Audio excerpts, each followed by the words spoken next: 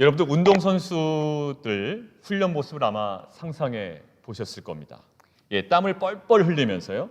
무거운 무게의 아령을 들었다 놓았다 하는 동작을 계속 반복하고 있습니다. 왜 운동선수는 이러한 고생을 하는 걸까요? 이러한 동작들이 즐겁지만은 않아요. 그렇지만 선수가 경기할 때 필요한 이 근육들을 더욱 강하게 만들기 때문입니다. 그러나 그러한 무게감 있는 아령이 무조건 선수들의 근육을 강화시키는 것은 아닙니다. 반드시 필요한 필수적인 요소가 하나 있어야 돼요. 그게 뭐냐면 바로 자세입니다. 올바른 자세를 잘 유지하면은요, 그 무거운 아령은 몸의 근육을 강화시키는 선한 원인이 됩니다. 그런데 올바른 자세가 유지되지 않으면요, 그 아령이 아무리 가볍다 한들 그 무게는 그의 몸에 부상을 주는 원인으로만 작용할 뿐입니다. 결국 중요한 것은 그 무게 자체보다 무게를 대하는 자세인 것이죠. 우리들이 살아가는 인생 속에서도요, 시련과 고통의 문제 마찬가지입니다. 예수님을 믿은 이후에 고통의 문제가 마법처럼 사라지면 좋겠지만 그렇지 않아요. 아무리 선한 동기와 목적으로 시작된 일이라 할지라도 사람들의 오해가 있고요, 시기가 있고요, 비방으로 인해서 핍박받을 수 있습니다. 또한 분명한 부르심을 받고 믿음으로 시작했지만 지금과 같이 코로나와 같이 해결할 수 없는 외부적 시련을 우리가 직면할 때도 있습니다. 사실 성경은 우리에게 단 한 번도 고통 없는 삶을 보장해 준 적은 없습니다. 오히려 고통과 시련은 불가피한 것이다, 피할 수 없는 것이다 라는 것을 날마다 선언하고 있습니다. 자, 그러면 믿음의 시련을 우리가 피할 수 없다면 우리에게 중요한 것이 있습니다. 바로 그 믿음의 시련을 향한 우리의 태도와 자세인 것이죠. 자, 그래서 우리는 오늘 사도행전 본문을 통해서 전도 여행 중에 발생한 다양한 그 시련에 대하여 사도 바울과 제자들의 모습은 어떠했는지를 오늘 살펴볼 예정입니다. 그래서 선한 목적과 선한 동기로 시작했지만, 그리고 하나님의 부르심에 순종했지만 여전히 직면할 수밖에 없는 그 믿음의 시련에 대하여 우리가 어떠한 자세로 감당해내는지 함께 은혜를 나누는 시간 되기를 원합니다.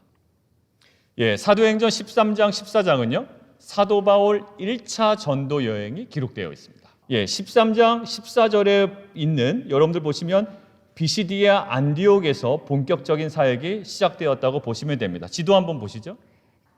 저 지도에 보면 비시디아 안디옥이 저 맨 위에 있습니다. 안티옥이라고 되어 있는데 저희가 바로 비시디아 안디옥입니다. 근데 어느 지역이든지요, 사역이 시작되는 장소는 그 지역의 회당이었습니다. 회당에서 전한 복음의 내용이요 13장의 나머지 부분에 다 기록이 되어 있고요. 그 지역에서의 사역이 어떻게 마무리되었는지는 48절부터 50절까지 오늘 기록이 되어 있습니다. 48절 한번 눈으로 이렇게 보시겠어요? 이방인들이 복음을 듣고 기뻐했다라고 나와 있습니다. 이 장면만 보면요 사역이 성공적으로 마무리된 것 같습니다. 자, 그런데 그와 전혀 다른 상황도 사도 바울이 직면하게 되는 거예요. 50절 한번 눈으로 보십시오. 유대인들이 유력자들을 막 선동하고요, 결국 사도 바울은 박해를 받다가 쫓겨납니다. 그래서 그 밑에 있는 51절을 가만히 보면 그 시련 때문에 비시디아 안디옥에서 90마일 정도 떨어진, 한 145km 정도 됩니다. 90마일 정도 떨어진 이고니온으로 이동할 수밖에 없었습니다. 48절까지는 사역의 성공인 것처럼 보였어요. 그런데 박해받고 쫓김당한 50절, 51절을 만약에 기준 삼는다면 사역을 제대로 완성하지 못하고 실패한 것처럼 보입니다. 그렇다면 박해받고 쫓겨나는 사도 바울의 모습을 우리가 바라보고 있었던, 그 쫓겨나고 있었던 그 사도 바울의 그 모습을 바라보고 있었던 제자들의 반응은 어떠했을까요? 한번 생각해 보십시오. 제자들은요 자신에게 복음을 전해준 이 바울이 그곳을 떠나게 된 것이 무척 아쉬웠을 겁니다. 더군다나 미리 계획한 이동도 아니었고요, 박해로 인해서 갑작스러운 추방이었기 때문에 그 아쉬움이나 안타까움의 강도는 매우 더했을 거라고요. 그런데 그들의 반응은 의외입니다. 52절 한번 보세요. 제자들은 기쁨과 성령이 충만하더라 되어 있습니다. 비시디아 안디옥에서 복음을 처음 듣고 처음 믿은 이 제자들은요 바울이 당한 박해와 추방으로 낙심한 것이 아니었다라는 거예요. 더군다나 바울이 당했던 박해를 이제는 본인들이 받을 가능성이 굉장히 높아졌음에도 불구하고 오히려 성령이 주시는 기쁨으로 충만해졌다라고 기록이 되어 있습니다. 박해와 추방은요 분명한 믿음의 시련입니다. 그런데 제자들은 그 시련에 매여 있지 않았습니다. 오히려 기쁨으로 충만해져 있습니다. 이러한 모습은요 사실 사도 바울에게 더 강력하게 나타납니다. 빌립보서 1장 18절에요 뭐라고 얘기하냐면 나는 기뻐하고 기뻐하리라고 선포합니다. 그런데 빌립보서를 작성하고 있을 때 사도 바울은 어떤 상황일까요? 로마 옥중에 매여 있는 상황이라고요. 그런데 왜 매여 있는 자신의 상황을 그렇게 기뻐하고 있을까요? 그의 시선과 관심이 어디에 가 있는지 한번 확인해 보겠습니다. 빌립보서 1장 14절이에요. 형제 중 다수가 나의 매임으로 말미암아 주 안에서 신뢰함으로 겁없이 하나님의 말씀을 더욱 담대히 전하게 되었느니라. 나의 매임으로 말미암아 오히려 생명의 말씀이 더 활발하게 전파되었기 때문에 나는 기뻐한다라고 지금 사도 바울은 선언하고 있습니다. 그리고요 18절에 명확하게 아예 결론을 이렇게 내리고 있습니다. 18절 자막 보시고 같이 읽습니다. 거칠애로 하나 참으로 하나 무슨 방도로 하든지 전파되는 것은 그리스도니 이로써 나는 기뻐하고 또한 기뻐하리라.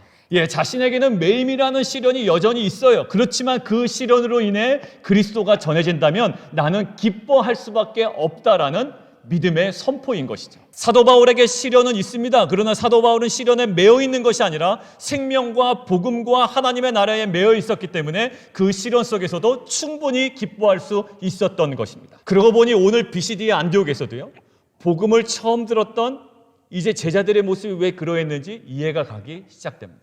바울의 박해, 바울의 갑작스런 추방을 보고도요. 그리고 그러한 시련들을 자신이 이제 직접 겪어야 됨에도 불구하고 그들이 기뻐할 수 있었던 것은 무엇이었을까요? 그들을 구원한 생명의 복음과 하나님의 나라에 강력하게 그들이 매여 있었기 때문에 그 어떠한 시련이 있더라도 기뻐할 수 있었던 것입니다. 사랑하는 성도 여러분, 우리가 생명의 복음과 하나님의 나라에 강력하게 매여 있을 수 있다면 그 어떠한 시련을 우리가 직면할지라도 기쁨과 성령이 충만한 인생을 살아갈 줄 믿습니다. 실제로 BCD 안디옥에서 박해와 추방을 당하죠. 쫓겨납니다. 그런데 그 추방으로 인해 90마일이나 떨어진 아까 지도에서 봤던 이고니온으로 복음이 확장되는 역사가 일어납니다. 마치 예루살렘 교회에 핍박이 오고 그로 인한 가슴 아픈 흩어짐이 있었지만 그 핍박과 흩어짐을 통해 사마리아의 복음이 전해지는 은혜가 임한 것과 같은 똑같은 것입니다. 자, 90마일이나 떨어진 그 이고니온에서 복음 사역의 결과는 어떠했을까요? 14장 4절입니다. 한번 눈으로 보시죠. 바울을 따르는 자들도 있습니다. 그런 반면에 우리 성경책을 보시죠. 5절과 14장 5절과 6절을 보시면 그런 반면에 모욕과 돌로 치려는 위협도 당합니다. 좋은 일도 있지만 믿음의 시련은 계속 끊이지 않습니다. 시련을 통해 바울은 이고니온에서 또다시 10마일 정도 떨어진 루스드라로 이동할 수밖에 없었습니다. 그런데 그곳에서 걷지 못하던 자가 걷게 되는 기적과 복음을 전하는 역사가 일어나게 됩니다. 보십시오. 사도 바울 전도 여행 기간 내내 믿음의 시련은 멈추지 않고 지속됩니다. 그런데 그보다도 더 강력한 그 생명의 복음은 수많은 시련들을 삼키면서 구원의 역사를 계속 전진시키고 있습니다. 사도 바울이 나중에 보시면 2차 전도 여행에서, 지금은 1차고요. 2차 전도 여행에서 누명을 쓰고 빌립보 감옥에 억울하게 갇히는 사건이 있습니다. 바울에게 시련과 죽음이 역사하는 듯 보였지만 바울은 시련을 통해 확장될 생명의 역사를 계속 견지했기 때문에 그 시련에 매이지 않을 수 있었습니다. 그러한 사도 바울의 행한 행동이 하나 있습니다. 뭐냐면 기도하고 하나님을 찬양합니다. 옥중에서요. 결국 옥문이 열리게 되고요. 자결하려 했던 그 간수와 간수의 가족들에게 생명이 역사하는 말씀이 갇힘을 통하여 전해지게 됩니다. 믿음의 시련 속에서 바울이 놓치지 않고 지속적으로 계속 견지했던 그런 것들이 하나 있었습니다. 그것은 시련 속에서도 계속 확장되어 가고 있는 생명의 복음과 하나님의 나라였다고요. 저를 포함해서 우리들에게는 항상 이런 질문이 있습니다. 난 정말 열심히 살려고 하는 인생인데 왜 이런 인생에 이러한 어려움이 올까라는 질문입니다. 이러한 질문을 갖고 있는 우리들에게 하나님께서는 디모데에게 권면하는 바울을 통해 우리에게 아주 명확하게 말씀하십니다. 디모데 후서 2장 9절에서 10절 우리 자막으로 함께 읽겠습니다. 시작. 복음으로 말미암아 내가 죄인과 같이 매이는 데까지 고난을 받았으나 하나님의 말씀은 매이지 아니하니라. 그러므로 내가 택함 받은 자들을 위하여 모든 것을 참음은 그들도 그리스도 예수 안에 있는 구원을 영원한 영광과 함께 받게 하려 함이라. 믿음의 시련으로 잠시 내가 매이는 것처럼 보일 수도 있고요, 고난받는 것처럼 보일 수도 있습니다. 불편할 수도 있고 그것 때문에 두려워할 수도 있습니다. 그러나 내가 설사 매임을 당할지라도 하나님의 말씀은 매이지 않을 뿐더러 오히려 구원과 생명의 역사는 확장되기에 그것을 바라보며 감당해내라 라고 말씀하시는 거죠. 그래서 사도 바울은 고린도 후서에서 이렇게 확신하면서 선포하는 거예요. 우리가 사방으로 우겨쌈을 당하여도 쌓이지 아니할 것이고, 답답한 일을 당하여도 결국은 낙심하지 아니할 것이고, 박해를 받아도 버림받지 아니할 것이며, 거꾸로짐을 당하여도 종국의 망함은 없을 것이다라는 선언입니다. 왜냐하면 모든 시련에도 예수 십자가의 생명은 지금도 역사하고 있기 때문인 줄 믿습니다. 사랑하는 성도 여러분, 예수 그리스도의 생명의 복음과 하나님의 나라를 바라보며 그 소망함을 통해 시련의 메인 인생이 아니라 기쁨이 충만한 인생을 살아가시는 우리 모든 성도님들 되시기를 주님의 이름으로 축원합니다. 자, 그런데요, 오늘 사도 바울의 1차 전도 여행, 거기에 이제 하이라이트 장면이 14장에 기록이 되어 있습니다.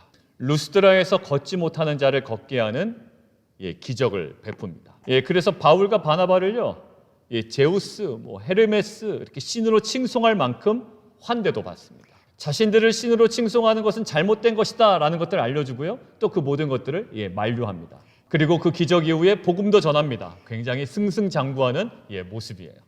근데 또다시 문제가 발생합니다. 강력한 믿음의 시련이 임합니다. 지금 19절에 기록되어 있지만 거의 100마일 떨어진 곳에서부터 넘어온 그 유대인들이요, 사람들을 막 선동하고 있고요, 그래서 사도 바울을 돌로 치고 있습니다. 고린도 후서에서 사도 바울이요, 자기가 한 번 돌에 맞았다고 언급한 적이 있거든요. 바로 지금 오늘 이 장면이에요. 루스드라에서 돌 맞은 사건을 이야기하고 있는 겁니다. 그러나 맞아도 너무 심하게 맞아서요, 모든 사람이 죽은 줄로 알고 시외에 끌어내쳤던 그 바울이 하나님의 은혜로 다시 일어나게 됩니다. 그렇다면 이제 바울은 어디로 가야 될까요? 지도를 함께 좀 다시 보실까요? 지금 지도를 보면 비시디아 안디옥이 있고요, 동쪽으로 이고니온, 또 동쪽으로 약간 밑에 루스드라, 계속 동쪽으로 이동하고 있습니다. 근데 지금 루스드라에서 돌에 맞아 거의 죽게 되었다가 회복된 상태거든요. 자, 근데 잘 보시면 이 동쪽에 다소라고 있습니다. 영어로는 타르소스인가요? 이렇게 되어 있죠. 다소라고 되어 있습니다. 근데 다소가 왜 중요하냐면 다소는 바울의 고향입니다. 이 정도 상해를 입었다면 고향인 다소로 조금만 이동해서 가서 치료를 받아야 할 것으로 보입니다. 그런데 사도 바울이 선택한 길은 그 길이 아니었습니다. 피투성이가 된 자신의 몸을 겨우 추스린 다음에 그는 더베로 이동합니다. 그 이유에 대해서는 21절에 기록된 대로, 성경처럼 한번 보시죠. 21절에 기록된 대로 생명의 복음을 전하기 위함이었습니다. 근데 그 더베에서도요, 그 이후에 고향인 다소로 옆으로 조금만 가면 될 텐데 이동하지 않습니다. 오히려 무리들을 충동하여 사도 바울 자신을 돌로 쳤던 그 유대인들이 있는 루스드라와 이고니온과 비시디아 안디옥으로 다시 돌아갑니다. 왜냐하면 복음을 처음 들은 자신의 제자들이 자신의 그러한 피투성이 소식을 듣고 얼마나 낙심했을까라며 걱정이 되었기 때문이죠. 그래서 그들을 위로하며 격려하기 위하여 위험을 무릅쓰고 그곳으로 복귀하고 있는 중입니다. 자, 그런데 그 제자들에게 전한 위로의 내용은 어떠한 것이었을까요? 이런 걸까요? 내가 워낙 강하게 복음을 전해서 그렇지 예수 믿기 시작한 너희에게는 이런 환난이 없을 거야 라며 안심시키는 내용이 아니었습니다. 위로와 격려의 핵심이요, 22절에 나와 있습니다. 제자들의 마음을 굳게 하여 이 믿음에 머물러 있으라 권하고, 또 우리가 하나님의 나라에 들어가려면 많은 환난을 겪어야 할 것이라. 세상적으로 보면은요, 이 메시지는 위로의 메시지가 될 수 없습니다. 오히려 절망의 메시지에 더 가깝습니다. 그러나 절망적으로 여겨지는 이 사도 바울의 메시지는요, 복음의 본질과 그 핵심이 견지된 진정한 위로가 되었단 말이죠. 사도 바울은요, 제자들에게 십자가 복음 중심의 진정한 위로와 격려를 주었습니다. 이런 것이죠. 믿음의 시련은 필수적인 것이야. 그렇기 때문에 그 시련은 우리가 감당해야 해. 그러나 끝까지 견디는 자는, 끝까지 이기는 자는 하나님 나라에 들어가는 영광을 경험할 수가 있어 라는 내용입니다. 사도 바울의 큰 부상으로 낙심할 제자들에게 전한 그 사도 바울의 진정한 위로와 격려는 무엇이었다고요? 너희에게는 환난이 없을 거야 라는 그런 위로가 아니라요, 바로 위로의 핵심은 하나님의 나라였습니다. 하나님의 나라의 영광과 하나님 나라에 대한 소망이 고난을 당한 사도 바울 자신에게도 위로가 되었을 뿐더러 낙심하고 있을 제자들에게도 진정한 위로와 격려가 되었다라는 거예요.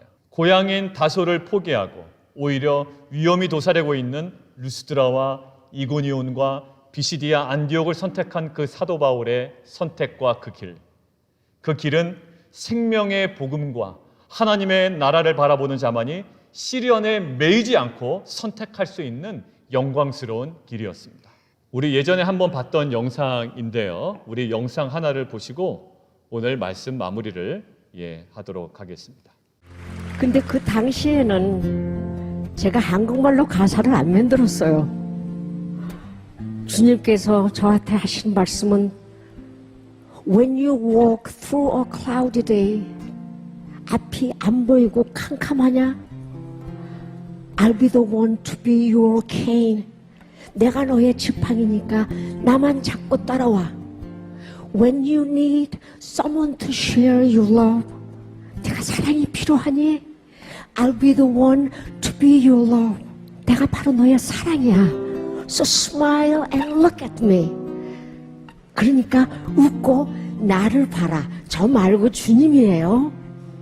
Everybody is passing through this way. 누구나 다 이 길을 걸어가.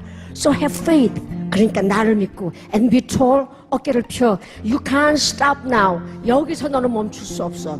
Now is the start. 지금이 시작이고 and this is the way. 이 길이고 and only way. 이 길 하나뿐이야. We've got to march. Go to a high up there. 주님께서 말씀하세요. 내 손을 잡아라. 이 험하고 아픈 세상을 같이 걸어가자. 왜냐하면 He is the start. 나의 아버지는 시작이요, 길이요, 진리요 하시는 말씀이에요. When you walk through the cloudy days, He said, I'll be the one to be your king. When you need someone to share your love, He said, I'll be the one to be your love. So smile and look at me. I'll tell you what. Everybody's passing through this way. So have faith and be tall. You can't stop now. Now is the start. This is the way and only way. We've got to march, go to a high up there. Hey, yes, the start, and hey, yes, the way, and only way. None of the what I thought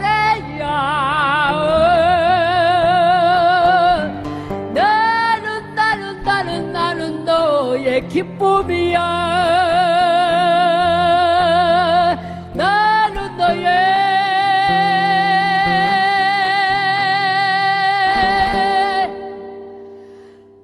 만약 내가 외로울 때면 누가 나를 위로해 주지?